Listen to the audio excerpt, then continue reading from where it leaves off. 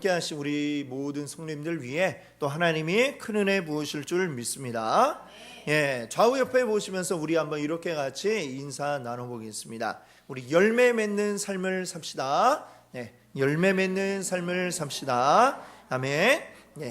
자, 오늘 함께 여러분과 나눌 말씀 제목은요, 성령의 열매 첫 번째 맛. 오늘 첫 번째 맛에 대해서 이야기를 하려고 합니다. 우리 지난 주간 말씀을 한번 떠올려 볼까요? 지난주에 제가 여러분에게 나무 젖붙이는 그 이야기를 했었습니다. 기억이 나시나요? 바울이 했던 이야기인데, 우리는 본래 어떤 존재인가 하면 그 열매가 아주 시고 떫어서 먹기 어려운 돌감람나무, 즉 돌 올리브나무라고 할 수 있겠죠. 그 돌감람나무에 우리는 가지였다라고 이렇게 말하고 있습니다. 그런데 이제는 그 가지를 잘라내어서 참감람나무에 젖붙이기를 했다라고 바울이 이야기하였던 것이죠.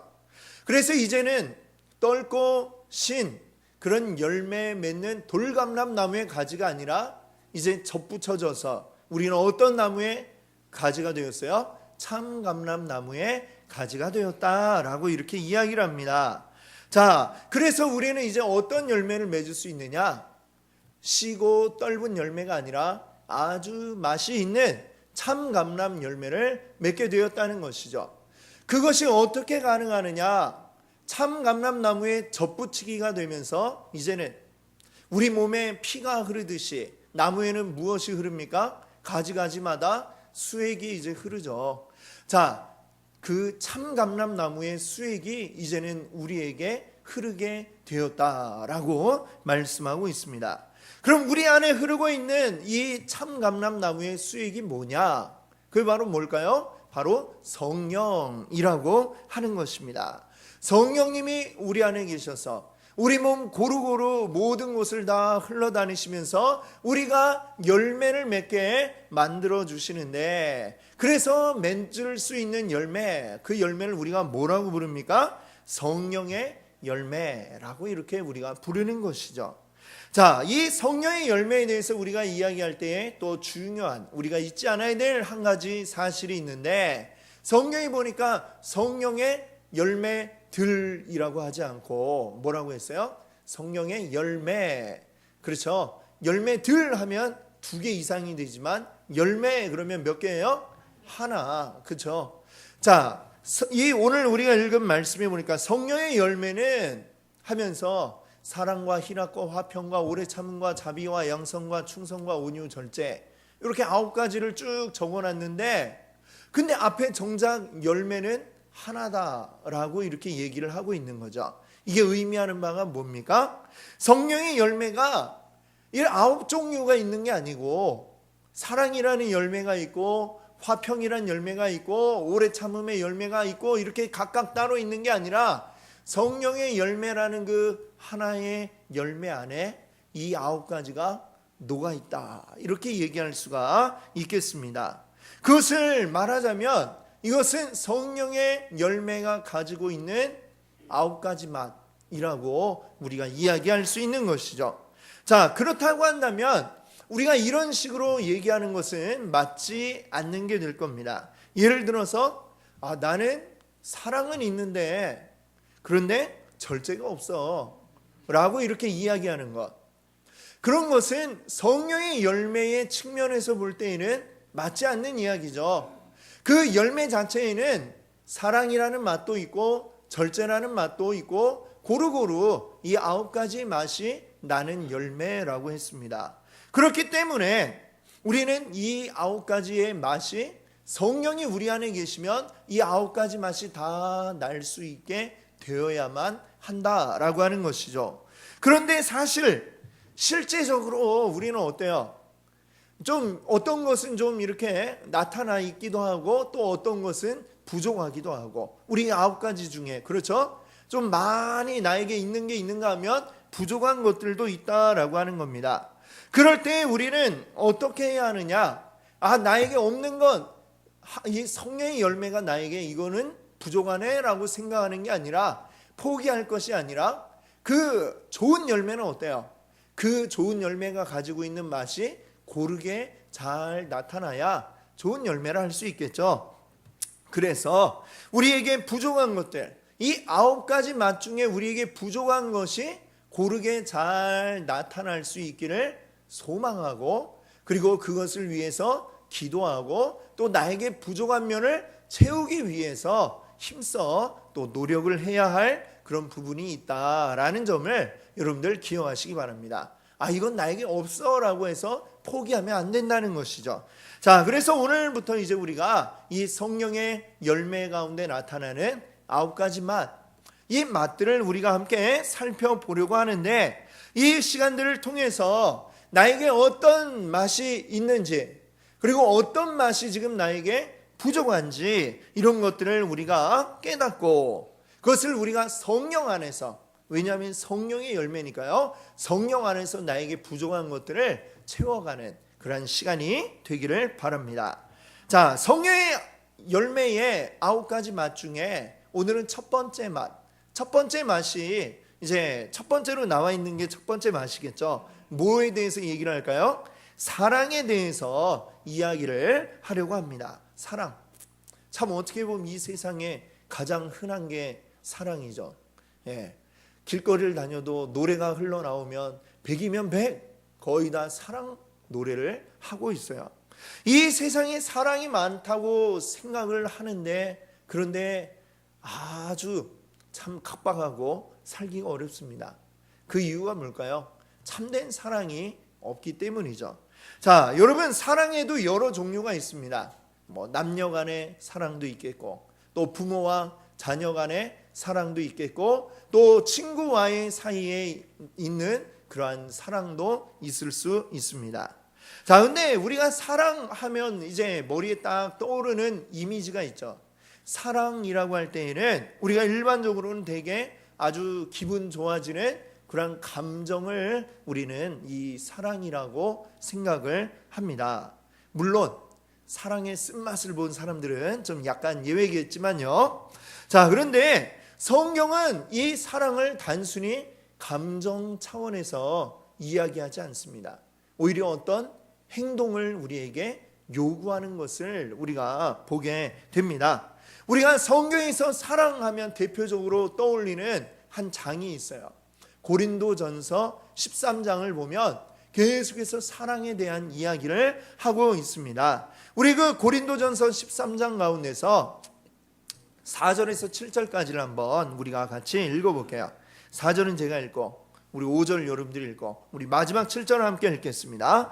사랑은 오래 참고 사랑은 온유하며 시기하지 아니하며 사랑은 자랑하지 아니하며 교만하지 아니하며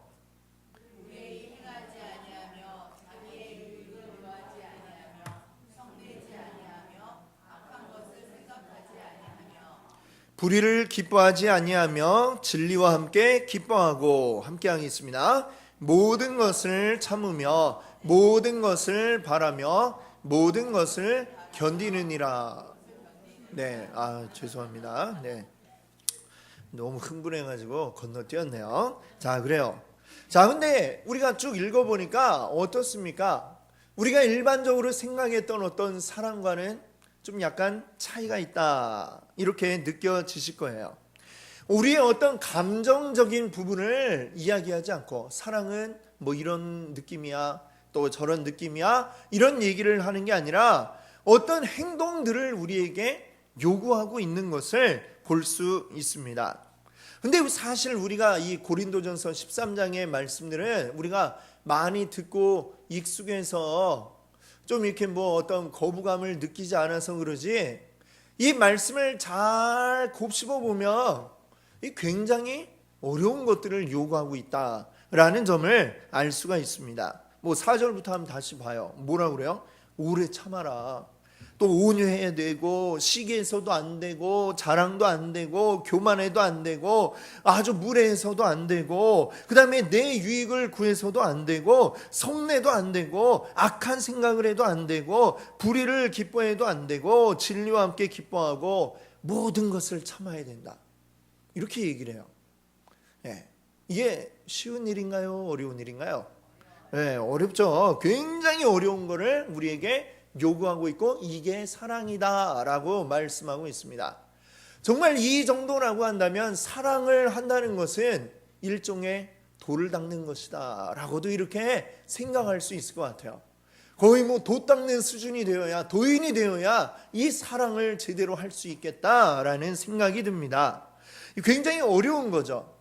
그럼 성경은 왜 이렇게 사랑을 어렵게 우리에게 이야기하고 있을까요? 왜 이런 고차원적인 행동들을 우리에게 요구하고 있을까요? 자, 그 이유를 알려면 이 성경에서 말하는 사랑이 정말 어떤 것인지를 우리가 알아야 되는데, 그걸 알기 위해서 성경하고 자주 이렇게 짝이 되어 나오는 어떤 단어를 한번 생각해 볼 필요가 있습니다. 성경에 보면 사랑을 이야기할 때 함께 짝이 되는 친구가 있어요. 근데 그 친구가 누구냐? 바로 죄가 같이 이 사랑과 함께 나오고 있는 것을 알 수가 있습니다. 자, 얼핏 생각하면 잘 안 어울리는 것 같죠? 사랑과 죄, 둘이 좀 어울리기에는 뭔가 좀 둘이 서로 가문이 맞지 않는 것 같아요. 잘 안 맞는 것 같다라는 생각이 듭니다. 근데 왜 성경에는 이들이 함께 나오고 있을까? 자, 성경에 같이 나오고 있는 구절을 한번 우리가 읽어보겠습니다. 누가복음 7장 47절입니다. 같이 한번 읽겠습니다. 이러므로 내가 네게 말하노니 그의 많은 죄가 사하여졌도다. 이는 그의 사랑함이 많음이라. 사함을 받은 일이 적은 자는 적게 사랑하느니라. 아멘.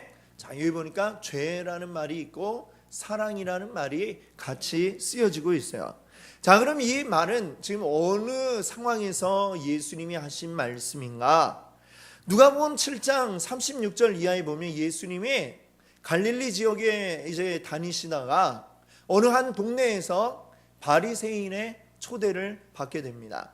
좀 보통은 이 바리새인들하고 예수님하고 좀 사이가 안 좋았습니다만, 근데 이 바리새인은 예수님이 아주 특별하다라는 생각을 했어요. 이분은 보통 분이 아니구나. 그래가지고 좀 더 가르침을 얻고자 예수님을 집으로 초대했어요. 같이 식사하면서 같이 이야기를 더 나누고 싶어져서 이렇게 초대를 했던 것이죠.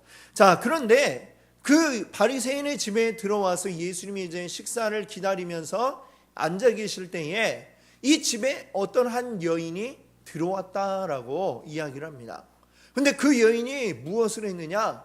어떤 향유가 담긴 그 옥합을 가지고 와서는 그 옥합을 깨가지고 향유를 예수님의 발에 부었어요. 그리고 자기 머리카락으로 막 그것을 닦는 이런 일이 있었습니다. 자, 그럼 갑자기 좀 굉장히 뜬금없는 그런 상황이죠. 예수님이 바리새인의 집에 들어와서 또 옆에는 이제 뭐 제자들도 있을 것이고 바리새인의 또 친구들도 있을 것이고 이렇게 쭉 큰 식탁에 둘러앉아갖고 이야기를 나누는데 웬 낯선 여자가 막 들어오더니 막 향유를 막 붓고 막 머리카락으로 닦는다. 굉장히 당황스러운 상황이 펼쳐지고 있습니다. 자, 그런데 이 행동 자체도 굉장히 충격적이지만 이 행동을 했던 이 여인에 대해서 이야기하기를 이 여인 자체도 보통 여인이 아니었다라고 성경은 말하는데 37절에 이 여인에 대해서 소개하기를 죄를 지은 한 여자가 있어 라고 이렇게 소개를 하고 있습니다. 죄, 어떤 죄를 지었을까요? 사실 뭐 우리 모두가 다 죄가 있는데 특별히 이 유대 사회에서 어떤 여인에게 죄인이다라고 분명하게 못 박는 그러한 죄는 주로 어떤 것이냐면 성적인 그런 거. 그래서 아마도 이 여인은 성매매를 하는 그런 여인이었을 것이다 라고 이렇게 우리가 생각할 수가 있습니다. 누구라도 그 여인을 보면 죄인이라고 생각하고 정말 돌로 바로 그냥 쳐 죽여도 뭐라고 하지 않을 그러한 여인이 바로 이 여인이었던 것이죠. 자, 근데 그 여인이 예수님을 찾아왔고 예수님의 발에 기름을 붓고 그리고 막 그를 머리카락으로 닦는 상황이 펼쳐지고 있는데 좀 전에도 말씀드렸지만 그 집은 지금 누구의 집이에요? 바리새인의 집이에요. 바리새인은 죄인과는 가까이 하지 않아야 된다라는 생각을 가지고 있어요. 누구라도 다 아는, 이 동네 사람들이 이 여자는 보통 여자가 아니고 죄인이다라고 생각하고 있는 그 여자가 지금 자기의 집에 들어와서 예수님을 지금 만나고 있고 예수님께 어떤 이상한 행동을 하고 있잖아요. 그런데 예수님이 가만히 있다는 거야. 근데 이 바리새인이 생각하기에는 이 예수님이 특별하다고 생각을 했잖아요. 적어도 바리새인의 마음에는 이 예수님은 구약에 나오는 선지자들 그 정도 급에 이상 되는 분이다라고 생각을 했던 것이죠. 근데 구약의 선지자들을 보면 어때요? 항상 하나님이 그들에게 말씀하시고 뭔가를 알려주신다는 거죠. 그러면 선지자라고 한다면 적어도 죄인이 가까이 오면 이 사람이 죄인인지를 알고 그 사람을 물리치고 나에게 가까이 오지 마라 이렇게 얘기를 하고 그래야 될 것 같은데, 바리새인이 보니까 그냥 가까이 오는데도 아무 제지도 하지 않고 그냥 내버려 두는 거죠. 거기다가 그 여인이 접촉을 하는데도 그냥 가만히 계시는 거예요. 그러니까 이 바리새인은 거기에서 크게 실망을 했어요. 이분이 선지자 정도 되는 분인 줄 알았는데 아닌가 보구나. 급 실망을 해가지고 정말 이렇게 예수님에 대해서 다시 보려고 하는 상황에, 자, 예수님은 과연 이 여인이 어떤 사람인지 모르셨을까요? 알고 계시죠. 그뿐만 아니라 지금 바리새인이, 자기를 초청한 바리새인이 지금 어떤 마음인지 급 실망하는 그 모습도, 그 마음도 알고 계셨습니다. 그래서 예수님이 그 바리새인에게 이야기를 하나 해주세요. 어떤 이야기를 하느냐? 자, 빚을 진 두 사람이 있다라고 얘기를 해요. 한 사람은 50데나리온, 또 한 사람은 500데나리온. 어떤 게 더 큰 빚인 것 같아요? 500데나리온 같죠? 데나리온이 얼마인지는 우리가 잘 모르지만 그냥 쉽게 생각합시다. 50만 원 빚진 사람이 있고 500만 원 빚진 사람이 있어요. 자, 근데 둘 다 굉장히 형편이 어려워서 갚을 수가 없었어요. 갚을 수가 없는 상황이 되었는데 돈을 빌려준 사람이 이 사람들의 사정을 알게 되었습니다. 사정을 알고 너무나도 정말 그 마음이 따뜻한 사람이라 그냥 안 받기로 이렇게 결정을 내렸어요. 굉장히 고맙죠. 자, 예수님이 이 얘기를 하시면서 이 바리새인에게 묻습니다. 뭐라고 묻느냐면 둘 중에 누가 그를 더 사랑하겠느냐. 즉, 이 돈 빌려줬던 그리고 탕감해준 이 사람을 둘 중에 누가 더 사랑하겠느냐라고 이렇게 묻습니다. 여러분이 생각하기에는 누가 더 사랑할 것 같아요? 500. 그렇죠. 더 많은 돈을 탕감받은 사람이 더 고마워하겠죠. 그렇죠? 50만 원보다는 500만 원을 탕감받은 사람이 어이구 고맙습니다 이렇게 얘기하죠. 50만 원은 절을 한 번 한다면 500만 원 탕감받은 사람은 한 10번은 절을 할 것 같아요. 자, 이에 대해서 이제 예수님이 하신 말씀이 47절이었던 거죠. 오늘 47절 우리 다시 한번 읽어보겠습니다. 이러므로 내가 네게 말하노니 그의 많은 죄가 사하여졌도다. 이는 그의 사랑함이 많음이라. 사함을 받은 일이 적은 자는 적게 사랑하느니라. 아멘. 자, 그러니까 예수님의 말씀은 이런 얘기예요. 지금 이 여인, 죄가 많은 이 여인, 지금 예수님께 와가지고 향유를 붓고 그걸 닦고 있는 이 여인은 죄라고 하는 빚이 굉장히 많은 사람이었던 거죠. 근데 그 많은 죄를 지금 탕감받은 거예요. 하나님께 탕감받았다. 즉 하나님이 그의 죄를 용서해 주었다. 많은 죄를 용서받았으니 하나님을 얼마만큼 사랑하겠어요? 탕감받은 만큼 많이 사랑할 것이다 라고 이렇게 이야기를 하는 겁니다. 근데 생각하기를, 예수님은 이 바리새인에게 얘기하기를 너는 하나님께 큰 죄를 지었다고 생각하지를 않아. 아주 조금의 죄가 있는데 그마저도 다 회개해서 나는 깨끗하다라고 생각을 하고 있어요. 그러니 그 사람은 하나님께 대하여 어떻게 사랑하는 거예요? 요만큼 사랑합니다라는 마음을 가지고 있구나라고 예수님이 말씀하셨어요. 자, 그래서 오늘 이 사랑이라고 하는 게 무엇과 관련이 있느냐? 우리가 죄 사함 받은, 우리의 죄를 용서받은 것과 이 사랑의 크기가 비례한다라고 예수님이 말씀하고 있는 것이죠. 즉 사랑은 그냥 나오는 게 아니라 내가 이렇게 많은 빚을 탕감받았구나, 이 죄의 빚을 탕감받았구나라는 걸 깨달을 때에 거기에서 사랑이 나온다라고 예수님은 말씀한 겁니다. 자, 요한일서 4장 10절 말씀인데 같이 한번 읽어볼게요. 사랑은 여기 있으니 우리가 하나님을 사랑한 것이 아니요 하나님이 우리를 사랑하사 우리 죄를 속하기 위하여 화목 제물로 그 아들을 보내셨음이라. 아멘. 자, 여기 보니까 요한일서에도 보면 사랑 많이 나오고 있는 게 사랑이란 단어인데 거기에서 하는 말이 뭐냐? 사랑이, 진짜 사랑이 여기에 있어요. 우리가 사랑할 수 있는 그 근거에 대해서 이야기를 하고 있습니다. 우리가 사랑할 수 있는 건 무엇 때문이냐? 사실 우리는 본래 사랑할 수 없는 존재들이었다라고 이렇게 말씀하고 있습니다. 그런데 하나님이 먼저 우리를 사랑해 주셨어요 라고 말씀하고 있는 것이죠. 하나님 우리를 사랑하셔서 우리와 함께하고 싶고 같이 있고 싶고, 그런데 하나님과 우리 사이에 죄라고 하는 것이 가로막혀 있더라라고 하는 겁니다. 그래서 하나님은 이것을 허물어 버리고 싶었어요. 이 죄를 허물기 위해서 결정하신 게 뭐냐? 예수님을 우리에게 보내주셨다는 것이죠. 이 죄를 허물기 위해. 그런데 예수님을 보내신 게 그냥 보낸 게 아니라 화목 제물로 보냈다라고 했습니다. 제물이라는 것은 어떠한 것입니까? 제물이 죽어짐으로써 그것이 하나가 되게 만드는 게 바로 화목 제물이죠.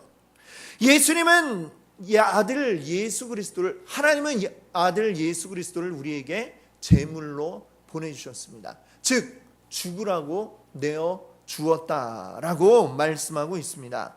그 결과로 그 사랑을 보여주심으로 우리도 하나님을 사랑할 수 있게 되었다라고 이렇게 말씀하고 있습니다. 그렇기 때문에 어때요? 우리는 사랑을 이야기하기 전에 먼저 우리의 죄가 속하여졌다라고 하는 사실을 우리는 떠올리고 기억하지 않으면 안 되는 것입니다. 다시 한번 우리 앞으로 와서 우리 누가복음 7장 47절을 다시 한번 읽어볼까요? 다시 읽겠습니다. 이러므로 내가 내게 말하노니 그의 많은 죄가 사하여졌도다. 이는 그의 사랑함이 많음이라.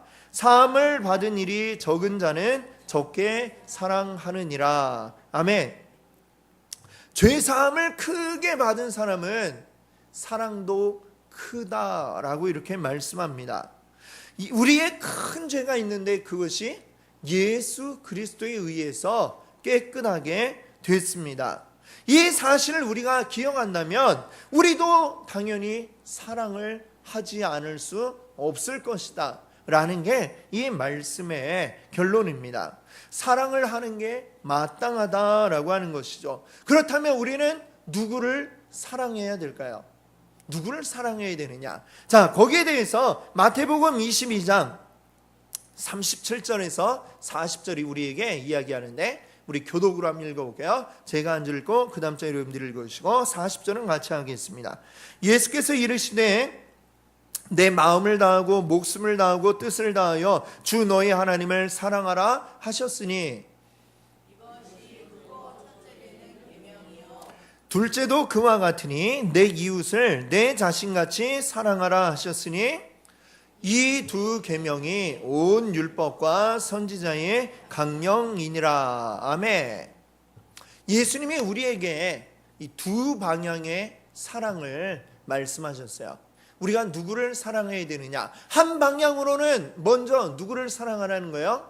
하나님을 사랑하라 말씀하고 있습니다. 왜 사랑해야 됩니까? 하나님 먼저 우리를 사랑해 주셨잖아요. 그래서 그 아들 예수님까지도 보내주셨잖아요. 우리를 사랑한다고 그 사랑을 보여주셨으니까 당연히 우리도 하나님을 사랑함이 마땅하다라고 이렇게 이야기하고 있습니다.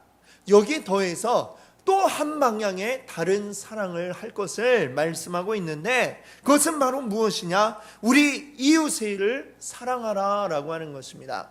하나님께 사랑받았으면 하나님 사랑하고 그리고 그 사랑을 똑같이 내 이웃들에게도 베풀어라 라고 하는 게 바로 오늘 말씀인 것이죠. 그래서 요한복음 13장 34절에서 예수님이 이렇게 말씀하셔요. 새 계명을 너희에게 주노니 뭐라고요? 서로 사랑하라. 내가 너희를 사랑한 것 같이 너희도 어떻게 해요? 서로 사랑하라 말씀하셨습니다.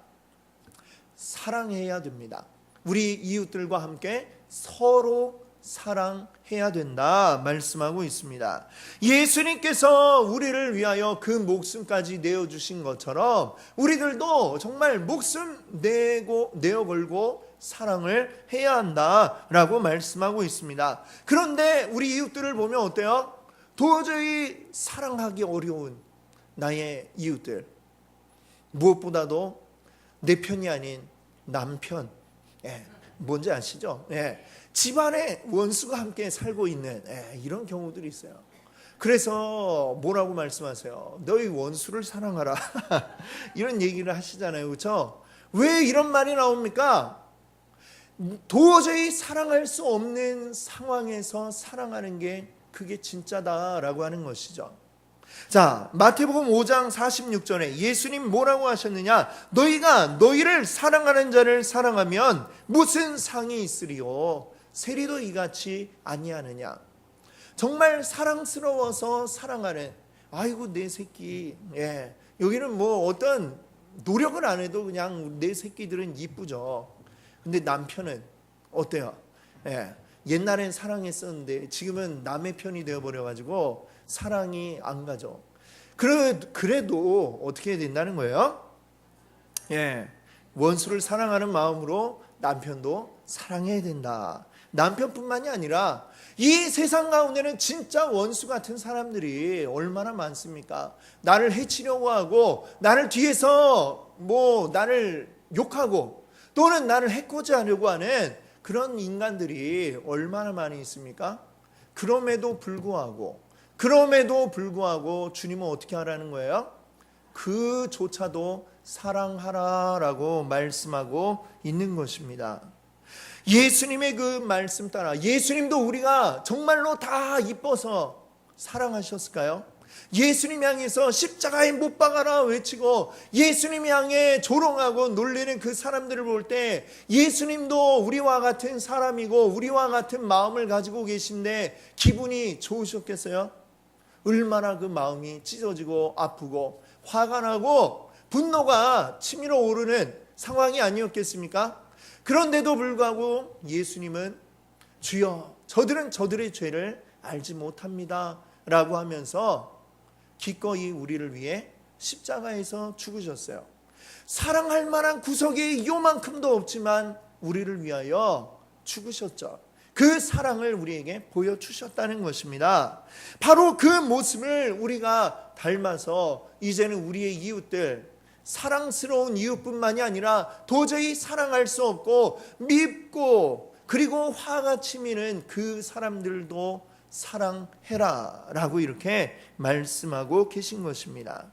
여러분, 우리가 먼저 큰 사랑을 받았기 때문에 우리도 큰 사랑을 베푸는 자 되기를 원합니다. 아멘.